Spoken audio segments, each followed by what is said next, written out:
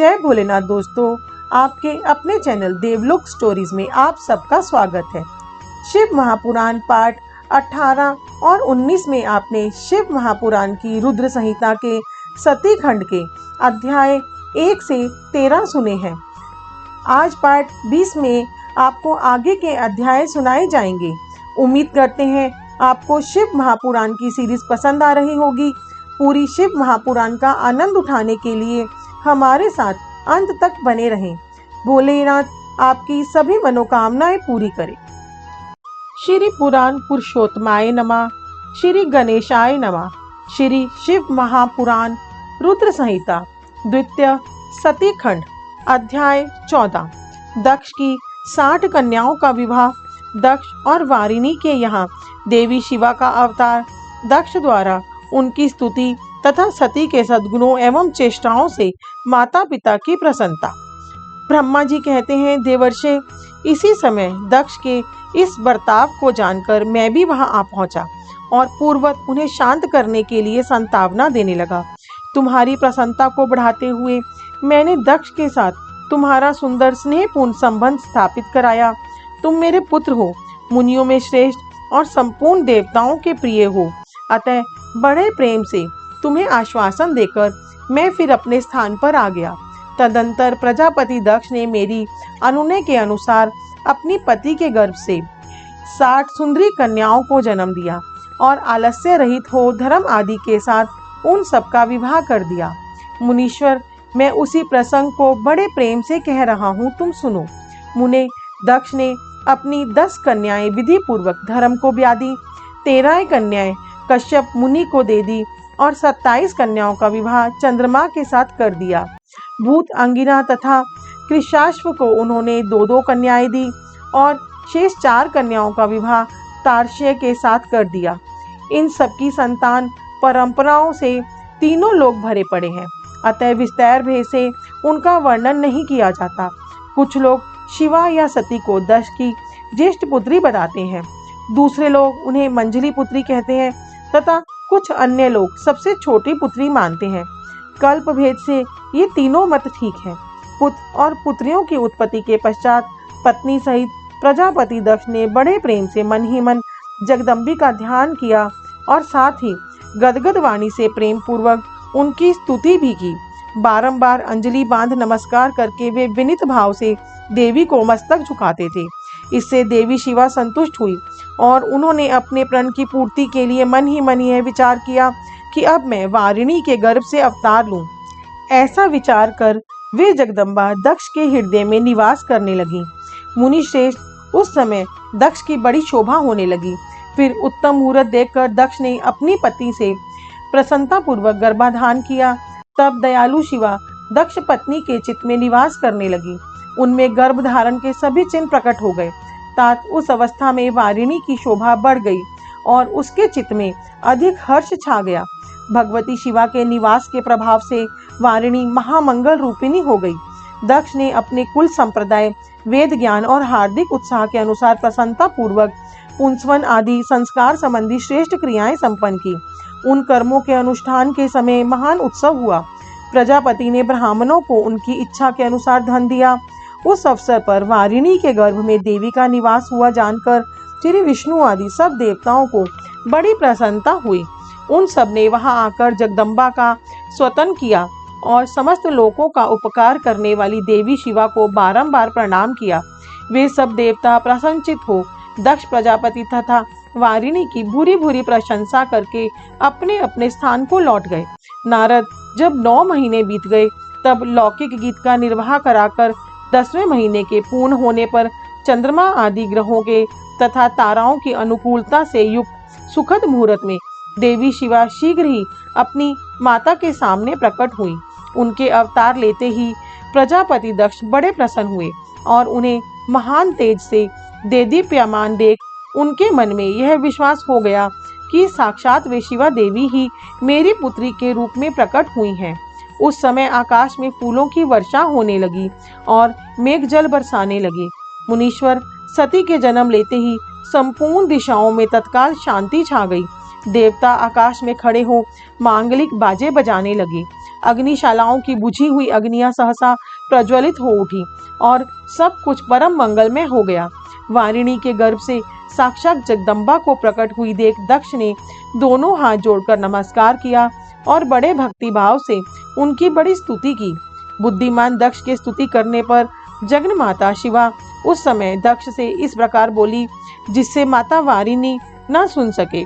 प्रजापते, तुमने पहले पुत्री रूप में मुझे प्राप्त करने के लिए मेरी आराधना की थी। तुम्हारा वह मनोरथ आज सिद्ध हो गया। अब तुम उस तपस्या के फल को ग्रहण करो। उस समय दक्ष ने ऐसा कहकर देवी ने अपनी माया से शिशु रूप धारण कर लिया और शैशव भाव प्रकट करती हुई वे वहां रोने लगी। उस बालिका का रोदन सुनकर सभी स्त्रियां और दासियां बड़े वेग से प्रसन्नता पूर्वक वहां आ पहुंची। असकनी की पुत्री का अलौकिक रूप देखकर उन सभी स्त्रियों को बड़ा हर्ष हुआ। नगर के सब लोग उस समय जय जयकार करने लगे। गीत और वाद्यों के साथ बड़ा भारी उत्सव होने लगा। पुत्री का मनोहर मुख देखकर सबको बड़ी ही प्रसन्नता हुई। दक्ष ने वैदिक और कुलोचित आचार का विधि पूर्वक अनुष्ठान किया, ब्राह्मणों को दान दिया और दूसरों को भी धन बांटा। सब और यथोचित गान और नृत्य होने लगे। भांति भांति के मंगल कृत्यों के साथ बहुत से बाजे बजने लगे। उस समय दक्ष ने समस्त सद्गुणों की सत्ता से प्रशिक्षित होने वाली अपनी उस पुत्री का नाम प्रसन्नता पूर्वक उमा रखा।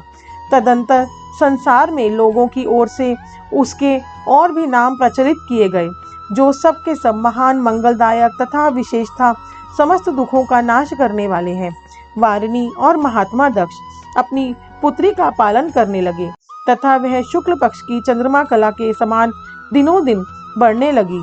द्विज श्रेष्ठ बाल्यावस्था में भी समस्त उत्तमोगम गुण उसमें उसी तरह प्रवेश करने लगे, जैसे शुक्ल पक्ष के बाल चंद्रमा में भी समस्त मनोहारिणी कलाएं प्रविष्ट हो जाती हैं।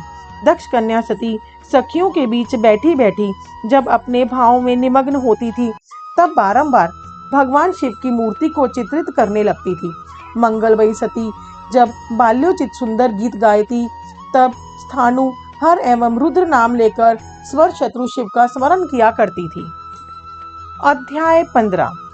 सती की तपस्या से संतुष्ट देवताओं का कैलाश में जाकर भगवान शिव का स्तवन करना। ब्रह्मा जी कहते हैं, नारद, एक दिन मैंने तुम्हारे साथ जाकर पिता के पास खड़ी हुई सती को देखा। वह तीनों लोकों की सारभूता सुंदरी थी। उसके पिता ने मुझे नमस्कार करके तुम्हारा भी सत्कार किया। यह देख लोक लीला का अनुसरण करने वाली सती ने भक्ति और प्रसन्नता के साथ मुझको और तुमको भी प्रणाम किया। नारद, तदंतर सती की ओर देखते हुए हम और तुम दक्ष के दिए हुए शुभ आसन पर बैठ गए। तत्पश्चात मैंने उस विनयशीला बालिका से कहा, सती, जो केवल तुम्हें ही चाहते हैं और तुम्हारे मन में भी एकमात्र जिनकी ही कामना है, उन्हीं सर्वज्ञ जगदीश्वर महादेव जी को तुम पति रूप में प्राप्त करो।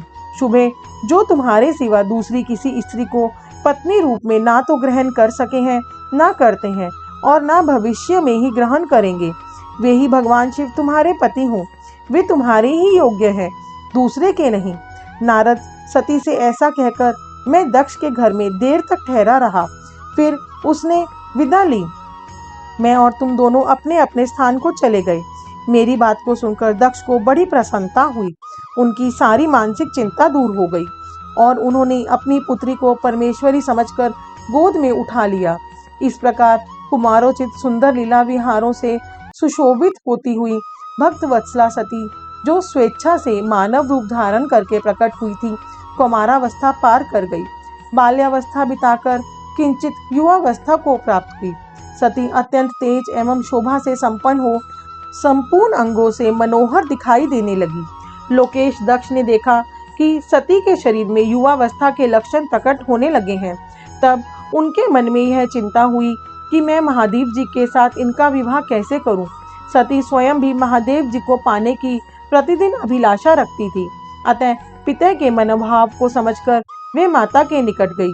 विशाल बुद्धि वाली सती रूपनी परमेश्वरी शिवा ने अपनी माता वारिणी से भगवान शंकर की प्रसन्नता के निमित्त तपस्या करने के लिए आज्ञा मांगी। माता की आज्ञा मिल गई। अतः दृढ़ता पूर्वक व्रत का पालन करने वाली सती ने महेश्वर को पति रूप में प्राप्त करने के लिए अपने घर पर ही उनकी आराधना आरंभ की।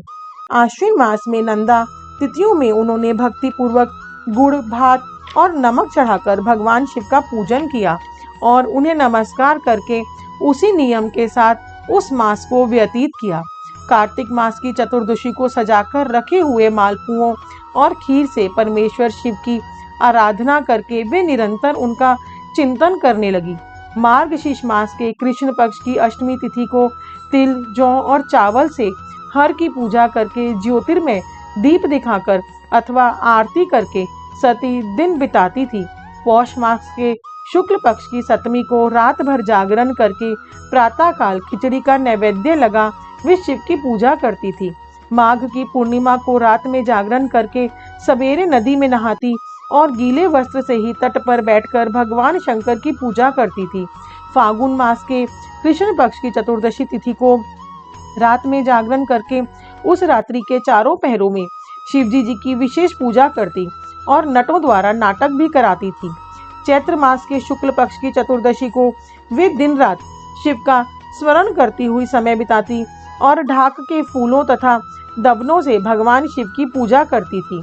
वैशाख शुक्ला तृतीया को सती तिल का आहार करके रहती और नए जौ के भात से रुद्रदेव की पूजा करके उस महीने को बिताती थी।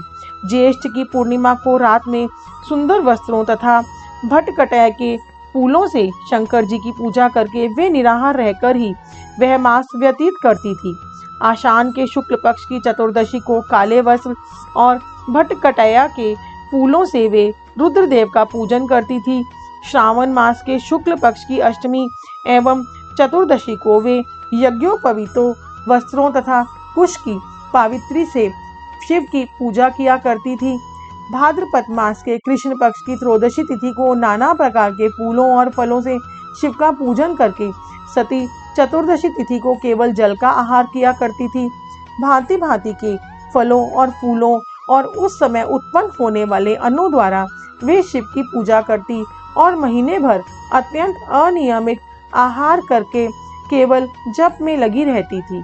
सभी महीनों में सारे दिन सती शिव की आराधना में ही संलग्न रहती थी। अपनी इच्छा से मानव रूप धारण करने वाली वे देवी दृढ़ता पूर्वक उत्तम व्रत का पालन करती थी। इस प्रकार नंदा व्रत को पूर्ण रूप से समाप्त करके भगवान शिव में अनन्य भाव रखने वाली सती एकाग्रचित हो बड़े प्रेम से भगवान शिव का ध्यान करने लगी तथा उस ध्यान में ही निश्चल भाव से स्थित हो गई। मुने इसी समय सब देवता और ऋषि भगवान विष्णु और मुझको आगे करके सती की तपस्या देखने के लिए गए। वहां आकर देवताओं ने देखा सती मूर्तिमय दूसरी सिद्धि के समान जान पड़ती है। वे भगवान शिव के ध्यान में निमग्न हो उस समय सिद्धावस्था को पहुंच गई थी। समस्त देवताओं ने बड़ी प्रसन्नता के साथ वहां दोनों हाथ जोड़कर सती को नमस्कार किया। मुनियों ने भी मस्तक झुकाए तथा श्री हरि आदि के मन में प्रीति उमड़ाई। श्री विष्णु आदि सब देवता और मुनि आश्चर्यचकित हो सती देवी की तपस्या की भूरी भूरी प्रशंसा करने लगे।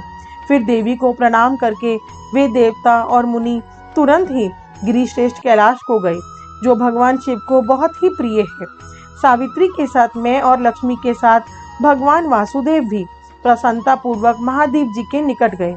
वहां जाकर भगवान शिव को देखते ही बड़े वेग से प्रणाम करके सब देवांगनाओं ने दोनों हाथ जोड़ विनीत भाव से नाना प्रकार के स्तोत्रों द्वारा उनकी स्तुति करके अंत में कहा, प्रभु आपकी सत्व, रज और तम नाम जो 3 शक्तियां हैं, उनके राग आदि वेग असह है। वेद त्रयी अथवा लोक त्रयी आपका स्वरूप है। आप शरणोगतों के पालक हैं तथा आपकी शक्ति बहुत बड़ी है, उसकी कहीं कोई सीमा नहीं है। आपको नमस्कार है। दुर्गापते, जिनकी इंद्रियां दुष्ट हैं, वश में नहीं हो पाती, उनके लिए आपकी प्राप्ति का कोई मार्ग सुलभ नहीं है। आप सदा भक्तों के उद्धार में तत्पर रहते हैं। आपका तेज छिपा हुआ है। आपको नमस्कार है। आपकी माया शक्ति रूपा जो अहम बुद्धि है, उससे मातना का स्वरूप ढक गया है। ऐतव यह मूढ़ बुद्धि जीव अपने स्वरूप को नहीं जान पाता। आपकी महिमा का पार पाना अत्यंत कठिन है। हम आप महाप्रभु को मस्तक झुकाते हैं। ब्रह्मा जी कहते हैं, नारद इस प्रकार महादेव जी की स्तुति करके श्री विष्णु आदि सब देवता उत्तम भक्ति से मस्तक झुकाए प्रभु शिवजी जी के आगे चुपचाप खड़े हो गए। अध्याय 16। ब्रह्मा जी का रुद्रदेव से सती के साथ विवाह करने का अनुरोध, श्री विष्णु द्वारा अनुमोदन और श्री रुद्र की इसके लिए स्वीकृति। ब्रह्मा जी कहते हैं, श्री विष्णु आदि देवताओं द्वारा की हुई उस स्तुति को सुनकर सबकी उत्पत्ति के हेतु भूत भगवान शंकर बड़े प्रसन्न हुए और जोर जोर से हंसने लगे। मुझ ब्रह्मा और विष्णु को अपनी अपनी पत्नी के साथ आया हुआ देख महादेव जी ने हम लोगों से यथोचित वार्तालाप किया और हमारे आगमन का कारण पूछा। रुद्र बोले, हे हरे, हे विधे तथा हे देवताओं और महर्षियों, आज निर्भय होकर यहाँ अपने आने का ठीक ठीक कारण बताओ। तुम लोग किस लिए यहाँ आए हो और कौन सा कार्य आ पड़ा है, यह सब मैं सुनना चाहता हूँ, क्योंकि तुम्हारे द्वारा की गई स्तुति मेरा मन बहुत प्रसन्न है। मुने महादेव जी के इस प्रकार पूछने पर भगवान विष्णु की आज्ञा से मैंने वार्तालाप आरंभ किया। मुझ ब्रह्मा ने कहा, देव देव महादेव, करुणा सागर प्रभु, हम दोनों इन देवताओं और ऋषियों के साथ जिस उद्देश्य के यहाँ आए हैं उसे सुनिए। वृषध्वज, विशेषता आपके ही लिए हमारा यहाँ आगमन हुआ है, क्योंकि हम तीनों सहार्थी हैं। सृष्टि चक्र के संचालन रूप प्रयोजन की सिद्धि के लिए एक दूसरे के सहायक हैं।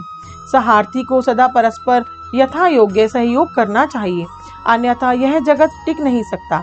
महेश्वर, कुछ ऐसे असुर उत्पन्न होंगे जो मेरे हाथ से मारे जाएंगे, कुछ भगवान विष्णु के और कुछ आपके हाथों नष्ट होंगे। महाप्रभु, कुछ असुर ऐसे होंगे जो आपके वीर्य से उत्पन्न हुए पुत्र के हाथ से ही मारे जा सकेंगे। प्रभु, कभी कोई विरले ही असुर ऐसे होंगे जो माया के हाथों द्वारा वध को प्राप्त होंगे। आप भगवान शंकर की कृपा से ही देवताओं का सदा उत्तम सुख प्राप्त होगा। घोर असुरों का विनाश करके आप जगत को सदा स्वास्थ्य एवं अभय प्रदान करेंगे। अथवा यह भी संभव है कि आपके हाथ से कोई भी असुर न मारे जाएं, क्योंकि आप सदा योग युक्त रहते हुए राग देश से रहित हैं तथा एकमात्र दया करने में ही लगे रहते हैं। ईश, यदि वे असुर भी आराधित हों, आपकी दया से अनुग्रहित होते रहे तो सृष्टि और पालन का कार्य कैसे चल सकता है। अतः वृषभध्वज, आपको प्रतिदिन सृष्टि आदि के उपयुक्त कार्य करने के लिए उद्यत रहना चाहिए। यदि सृष्टि पालन और संहार रूप कर्म न करने हो, तब तो हमने माया में जो भिन्न भिन्न शरीर धारण किए हैं उसकी कोई उपयोगिता अथवा औचित्य ही नहीं। वास्तव में हम तीनों एक ही हैं, कार्य के भेद से भिन्न भिन्न देह धारण करने में स्थित हैं। यदि कार्य भेद न सिद्ध हो, तब तो हमारे रूप भेद का कोई प्रयोजन ही नहीं है। देव, एक ही परमात्मा महेश्वर तीन स्वरूपों में अभिव्यक्त हुए हैं। इस रूप भेद में उनकी अपनी माया ही कारण है। वास्तव में प्रभु स्वतंत्र हैं, वे लीला के उद्देश्य से ही ये सृष्टि आदि कार्य करते हैं। भगवान श्री हरि उनके बाएं अंग से प्रकट हुए हैं, मैं ब्रह्मा के दाएं अंग से प्रकट हुआ हूँ और आप रुद्रदेव उन सदाशिव के हृदय से आविर्भूत हुए हैं। अतः आप ही शिव के पूर्ण रूप हैं। प्रभु, इस प्रकार अभिन्न रूप होते हुए भी हम तीनों रूपों में प्रकट हैं। सनातन देव, हम तीनों उन्हीं भगवान सदाशिव और शिवा के पुत्र हैं। इस यथार्थ तत्व का आप हृदय से अनुभव कीजिए। प्रभु, मैं और श्री विष्णु आपके आदेश से प्रसन्नता पूर्वक लोक की सृष्टि और पालन के कार्य कर रहे हैं तथा कार्य कारणवश सपत्नीक भी हो गए हैं। अतः आप भी विश्व हित के लिए तथा देवताओं को सुख पहुंचाने के लिए एक परम सुंदरी रमणी को अपनी पत्नी बनाने के लिए ग्रहण करें।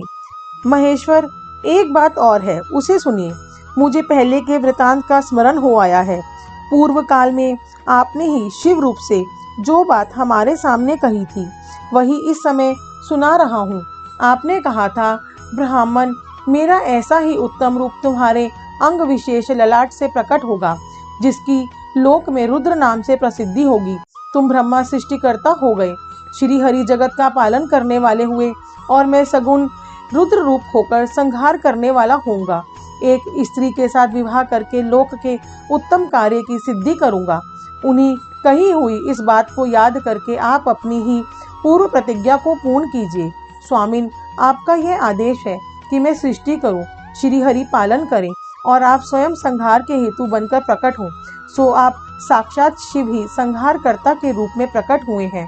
आपके बिना हम दोनों अपना अपना कार्य करने में समर्थ नहीं है।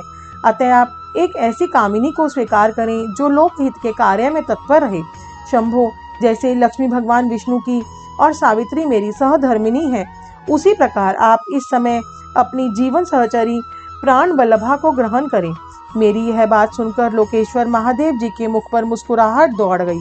वे श्री हरि के सामने मुझसे इस प्रकार बोले, ब्राह्मण हरे, तुम दोनों मुझे सदा ही अत्यंत प्रिय हो। तुम दोनों को देखकर मुझे बड़ा आनंद मिलता है। तुम लोग समस्त देवताओं में श्रेष्ठ तथा त्रिलोकी के स्वामी हो। लोकहित के कार्य में मन लगाए रहने वाले तुम दोनों का वचन मेरी दृष्टि में अत्यंत गौरवपूर्ण है। किंतु सुरश्रेष्ठ गण, मेरे लिए विवाह करना उचित नहीं होगा, क्योंकि मैं तपस्या में संलग्न रहकर सदा संसार से विरक्त ही रहता हूँ और योगी के रूप में मेरी प्रसिद्धि है, जो निर्वती के सुंदर मार्ग पर स्थित है, अपने आत्मा में ही रमन करता आनंद मानता है, निरंजन है, जिसका शरीर अवधूत है, जो ज्ञानी आत्मदर्शी और कामना से शून्य है, जिसके मन में कोई विकार नहीं है, जो भोगों से दूर रहता है तथा जो सदा अपवित्र और अमंगल वेशधारी है, उसे संसार में कामिनी से क्या प्रयोजन है? यह इस समय मुझे बताओ तो सही। मुझे तो सदा केवल योग में लगे रहने पर ही आनंद आता है। ज्ञानहीन पुरुष की योग को छोड़कर भोग को अधिक महत्व देता है। संसार में विवाह करना पराये बंधन में बंधना है। इसे बहुत बड़ा बंधन समझना चाहिए। इसीलिए मैं सत्य सत्य कहता हूँ, विवाह के लिए मेरे मन में थोड़ी सी भी अभिरुचि नहीं है। आत्मा ही अपना उत्तम अर्थ या स्वार्थ है, जिसका भली भांति चिंतन करने के कारण मेरी लौकिक स्वार्थ में प्रवृत्ति नहीं होती। तथापि जगत के हित के लिए तुमने जो कुछ कहा उसे करूँगा। तुम्हारे वचन को गरिष्ठ मानकर अथवा अपनी कही हुई बात को पूर्ण करने के लिए मैं अवश्य विवाह करूँगा, क्योंकि मैं सदा भक्तों के वश में रहता हूँ। परंतु मैं जैसी नारी को प्रिय पत्नी के रूप में ग्रहण करूँगा और जैसी शर्त के साथ करूँगा उसे सुनो। हरे ब्राह्मण, मैं जो कुछ करूँगा वह सर्वथा उचित ही है। जो नारी मेरे तेज को विभाग पूर्वक ग्रहण कर सके, जो योगिनी तथा इच्छानुसार रूप धारण करने वाली हो, उसी को तुम पत्नी बनाने के लिए मुझे बताओ। जब मैं योग में तत्पर हूँ तब उसे भी योगिनी बनकर रहना होगा, और जब मैं कामासक्त हूँ तब उसे भी कामिनी के रूप में मेरे पास रहना होगा। वेद वेता विद्वान जिन्हें अविनाशी बतलाते हैं, उन ज्योति स्वरूप सनातन शिव का मैं सदा चिंतन करता हूँ और करता रहूँगा। ब्राह्मण, उन सदाशिव के चिंतन में जब मैं न लगा हूँ तभी उस भामिनी के साथ मैं समागम कर सकता हूँ। जो मेरे शिव चिंतन में विघ्न डालने वाली होगी वह जीवित नहीं रह सकती। उसे अपने जीवन से हाथ धोना पड़ेगा। तुम विष्णु और मैं तीनों ही ब्रह्मा स्वरूप शिव के अंशभूत हैं। अतः महाभागकन, हमारे लिए उनका निरंतर चिंतन करना ही उचित है। कमलासन, उनके चिंतन के लिए मैं बिना विवाह के ही रह लूंगा। अतः तुम मुझे ऐसी पत्नी प्रदान करो जो सदा मेरे कर्म के अनुकूल चल सके। ब्राह्मण, उससे भी मेरे एक और शर्त है, उसे तुम सुनो। यदि उस स्त्री का मुझ पर और मेरे वचन पर अविश्वास होगा तो मैं उसे त्याग दूंगा। उनकी यह बात सुनकर मैंने और श्री हरि ने मंद मुस्कान के साथ मन ही मन प्रसन्नता का अनुभव किया। फिर वह विनम्र होकर बोला, नाथ महेश्वर प्रभो, आपने जैसे नारी की खोज आरंभ की है, वैसे ही स्त्री के विषय में मैं आपको प्रसन्नता पूर्वक कह रहा हूँ। साक्षात सदाशिव की धर्म पत्नी जो उमा है, वे ही जगत का कार्य सिद्ध करने के लिए भिन्न भिन्न रूप में प्रकट हुई है। प्रभु सरस्वती और लक्ष्मी, ये दो रूप धारण करके वे पहले ही यहाँ आ चुकी हैं। इनमें लक्ष्मी को श्री विष्णु की प्राण वल्लभा हो गई और सरस्वती मेरी अब हमारे लिए वे तीसरा रूप धारण करके प्रकट हुई हैं। प्रभु लोकहित का कार्य करने की इच्छा वाली देवी शिवा दक्ष पुत्री के रूप में अवतीर्ण हुई हैं। उनका नाम सती है। सती ही ऐसी भार्या हो सकती है जो सदा आपके लिए हितकारिणी हो। देवेश, महातेजस्वनी सती आपके लिए आपको पति रूप में प्राप्त करने के लिए दृढ़ता पूर्वक कठोर व्रत का पालन करती हुई तपस्या कर रही है। महेश्वर, आप उन्हें वर देने के लिए जाइए, कृपा कीजिए और बड़ी प्रसन्नता के साथ उन्हें उनकी तपस्या के अनुरूप वर देकर उनके साथ विवाह कीजिए। शंकर भगवान विष्णु की, मेरी तथा इन संपूर्ण देवताओं की यही इच्छा है। आप अपनी शुभ दृष्टि से हमारी इस इच्छा को पूर्ण कीजिए, जिससे हम आदर पूर्वक इस उत्सव को देख सकें। ऐसा होने से तीनों लोकों में सुख देने वाला परम मंगल होगा और सबकी सारी चिंता मिट जाएगी, इसमें संशय नहीं है। तदंतर मेरी बात समाप्त होने पर लीला विग्रह धारण करने वाले भक्त वत्सल महेश्वर ने मधुसूदन चतुर्थ से इसी का समर्थन किया। तब भगवत्सल भगवान शिव ने हंसकर कहा, बहुत अच्छा, ऐसा ही होगा। उनके ऐसा कहने पर हम दोनों उनसे आज्ञा ले अपनी पत्नी तथा देवताओं और मुनियों के साथ अत्यंत प्रसन्न हो अपने अभिष्ट स्थान को चले आए। दोस्तों, शिव पुराण पार्ट 20 में आपने शिव महापुराण की रुद्र संहिता के सती खंड से अध्याय 14 से 16 सुने हैं। नेक्स्ट पार्ट में हम आपको आगे के अध्याय सुनाएंगे। पूरी शिव महापुराण सुनने के लिए आपके अपने चैनल को सब्सक्राइब कीजिए। कमेंट बॉक्स में जय भोलेनाथ लिखना ना भूलें। हमें इतना प्यार और सहयोग देने के लिए आप सबका बहुत बहुत धन्यवाद।